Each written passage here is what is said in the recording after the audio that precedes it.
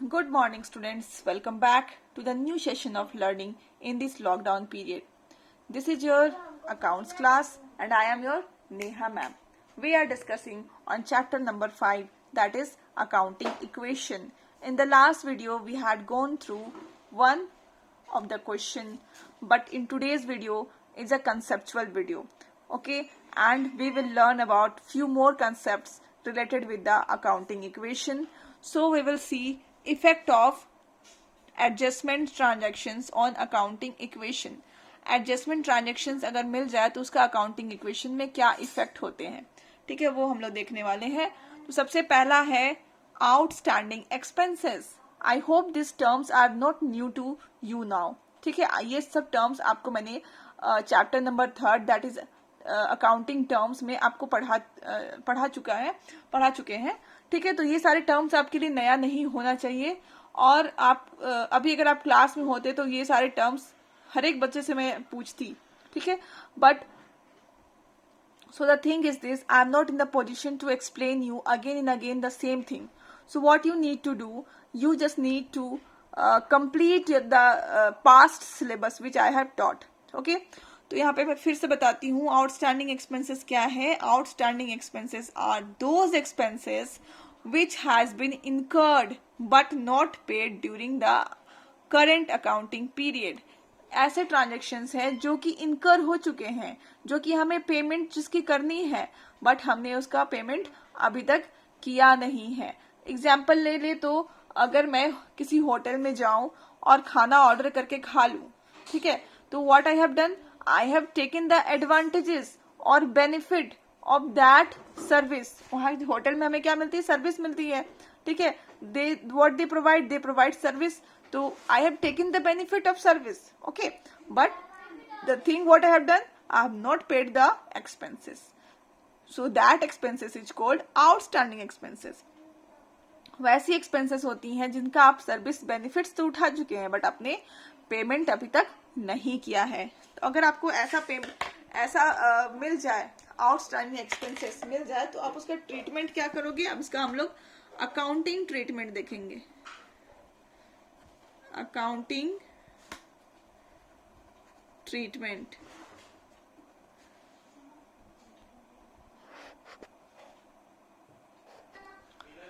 So accounting treatment उसकी क्या होगी. पहला तो है आउटस्टैंडिंग एक्सपेंसेस है तो वो क्या होगा, कैपिटल से सब्ट्रैक्ट होगा. ठीक है, तो हेड क्या है, कैपिटल जो आप हेड बनाते हैं वहां से क्या होगा, सब्ट्रैक्ट होगा. Subtract from capital. तो first thing what is going to happen, that it is subtracted from capital. Why it is subtracted from capital, because ये एक्सपेंस है. ठीक है, एक्सपेंस है और ये हमारा प्रॉफिट को रिड्यूस कर देगा. ठीक है, हमें एक्सपेंस कहाँ से देना पड़ता है, प्रॉफिट से देना पड़ता है.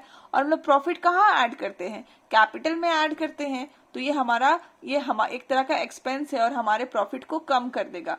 इसलिए हम इसको क्या करेंगे, कैपिटल से सब्ट्रैक्ट करेंगे. ठीक है, और दूसरा कहाँ होगा, लायबिलिटी के तरफ. लायबिलिटी के तरफ क्या होगा, एक कॉलम, नया कॉलम बन जाएगा. A new column is added. New column बन जाएगा लायबिलिटी के साइड में. जस्ट लायबिलिटी के नीचे में एक न्यू कॉलम ऐड हो जाएगा और उसका नाम होगा outstanding expenses.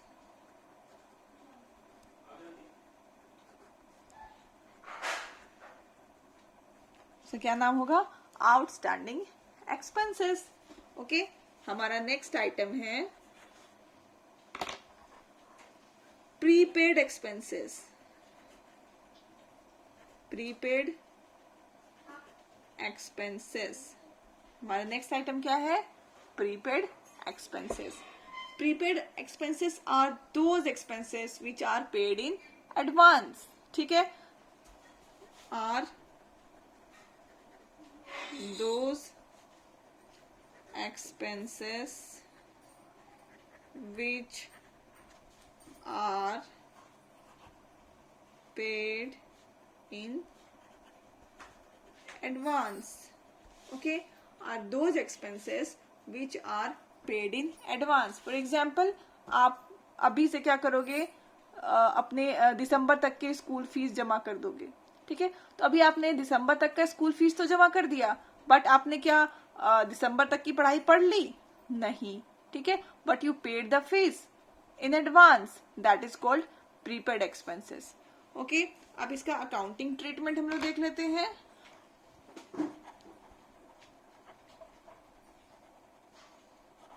Accounting treatment.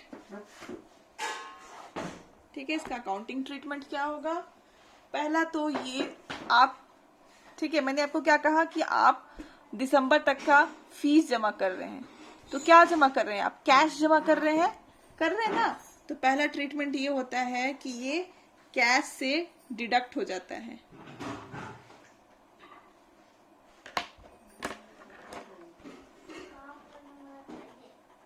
Deducted from cash. आप कहीं पे एडवांस पेमेंट कर रहे हैं, दैट इज कैश दे रहे हैं. सबसे पहला क्या हो जाता है, वो कैश से डिडक्ट हो जाता है. एंड सेकंड थिंग, ठीक है, दूसरा चीज क्या होने वाला है कि ये असेट्स के नीचे में, असेट्स जो है हेड होता है आपको पता ही है, उसके नीचे में एक न्यू कॉलम इज एडेड. एक न्यू कॉलम ऐड हो जाता है जिसका नाम होता है प्रीपेड एक्सपेंसेस.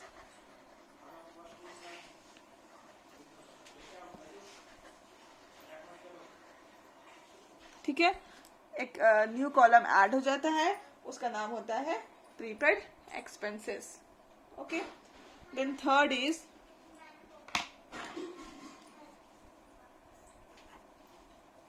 accrued income.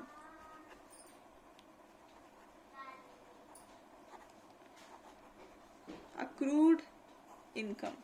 ठीक है, accrued income is that income which has been earned but not received during the accounting period. ठीक है, accrued income वैसे इनकम होते हैं जो कि अर्न कर लिए हैं. ठीक है, जैसे फॉर एग्जाम्पल मैं आपको ट्यूशन पढ़ा दी हूँ बट आपने मुझे फीस ही नहीं दिया है. ठीक है, दैट इज अक्रूड इनकम. मैंने इनकम अर्न कर लिया है बट मुझे अभी तक पेमेंट नहीं मिला है. That income is called accrued income. ठीक है, तो I am writing is that income, okay, which has been earned. Is that income which has been earned, okay, but not received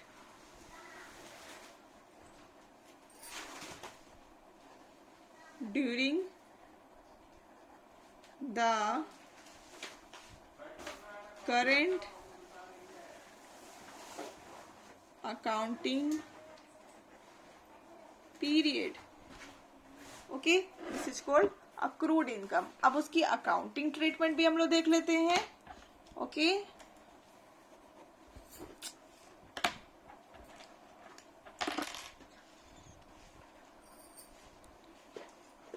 accounting treatment. ठीक है, उसकी accounting treatment क्या होगी? पहला तो ये इनकम है. ठीक है, तो हम लोग क्या करेंगे, इसको कैपिटल में ऐड कर देंगे, क्योंकि हम लोग हर एक प्रॉफिट को क्या करते हैं, कैपिटल में ऐड कर देते हैं. तो first thing is added in capital. Added in capital. ठीक है, कैपिटल हेड में हम लोग जाके उसको ऐड कर देते हैं. एंड सेकेंड कि असेट्स के तरफ एक new column is added in assets side. एक न्यू कॉलम ऐड जाता है assets साइड में और उसका नाम होता है accrued income.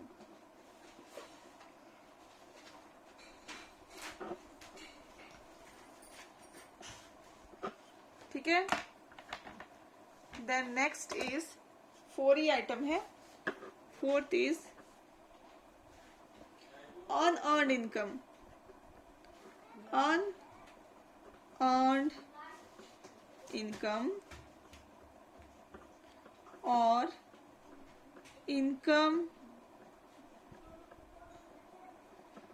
received in advance. ठीक है, अनअर्न्ड इनकम है या फिर income received in advance. Okay, अब ये होता क्या है, लिख देती हूं पहले. Is that income which has been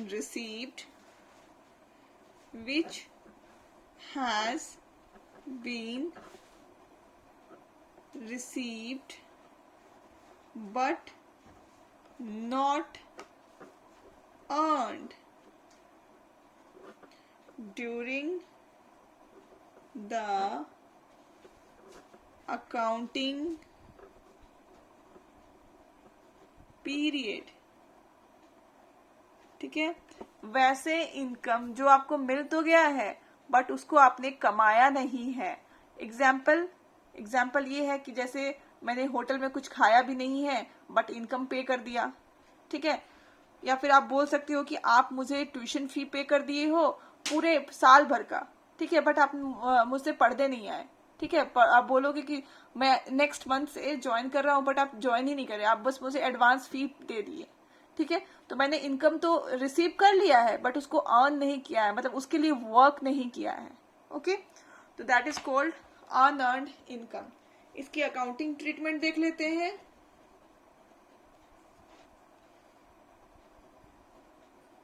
accounting treatment, इसकी अकाउंटिंग ट्रीटमेंट क्या होगी. पहला तो ये होगा कि इसको आपने मुझे पैसा दे दिया तो मैं इसको क्या करूंगी, कैश में ऐड कर लूंगी. कैश के नीचे में एडेड इन कैश. एंड दूसरा मैं क्या करूंगी उसका कि एक न्यू कॉलम बनाऊंगी, लायबिलिटी. आपने मुझे पहले ही पैसा दे दिया और उसका अभी तक आपने बेनिफिट भी नहीं लिया है, मतलब मैंने उसके लिए अभी तक वर्क ही नहीं किया है, अर्न नहीं किया है उस इनकम को, तो दैट इज माई लायबिलिटी. ठीक है, तो लायबिलिटी हो गई वो हमारा. ठीक है, liability and this is my liability. तो लायबिलिटी की तरफ में एक new column is added. A new column is added in liability side और उसकी नाम होगी, क्या नाम होगी, unearned income.